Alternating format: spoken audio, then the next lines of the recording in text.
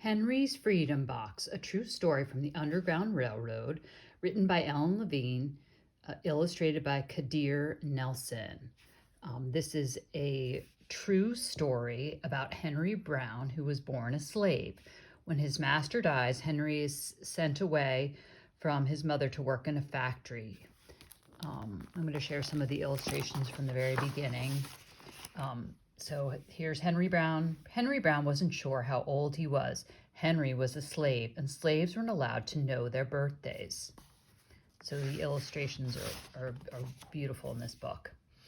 Henry and his brothers and sisters worked in a big house where the master lived. Henry's master had never been good to Henry and his family, but Henry's mother knew things could change. Do you see the leaves blowing in the wind? They are torn from the trees like slave children are torn from their families. So we go on and we learn a little bit more about Henry. And then Henry says goodbye to his family, and he heads to to work in his new master's factory. You can really see a lot of emotions in the pictures here. And he meets a nice woman named Nancy. This is a great story that tells about slavery. And he ultimately marries Nancy, and he gets worried because the master is losing money, and he works all day, and he goes to the factory, and then someone comes in the factory and tells him that his wife and children were sold at the slave market. No, cried Henry. He couldn't move. He couldn't think. Twist that tobacco, the boss poked Henry. Henry twisted the tobacco leaves. His heart twisted in his chest. So he's very sad. He goes to the center of town, and he sees that his wife and children have been sold, and he will never see them again.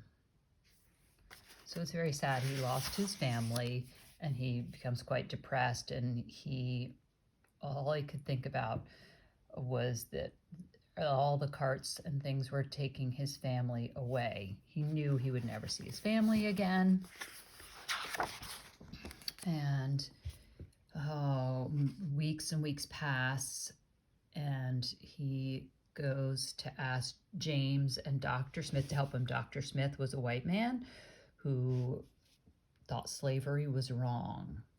And Henry comes up with the idea. I will mail myself to a place where there are no slaves, he said. James stared at the box and then at Henry. What if you cough and someone hears you? I will cover my mouth and hope, Henry says. So Henry makes a plan, and Mr. Smith wrote on the box, William H. Johnson, Arch Street, Philadelphia, this side up. And I'm going to fast forward a little bit. So here he is. He's inside the box. There he is. Hours passed. Henry was lifted and thrown up again. Upside down, he heard waves splashing. This must be the steamboat headed for Washington, D.C. The ship rode smoothly, but Henry was still upside down. I think these are just amazing pictures, and students will really understand what an amazing adventure he has. You can see inside the box. What do you think is in here, said the first man. Mail, I guess, said the other. I am the mail, thought Henry, but not the kind they imagine. Henry was carried off the steamboat and placed onto a railway car.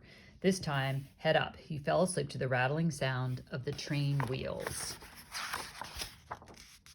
He awoke to loud knocking. Henry, are you all right in there? All right, he answered. The cover was pried open. Henry stretched and stood up. Four men smiled and welcome to Philadelphia.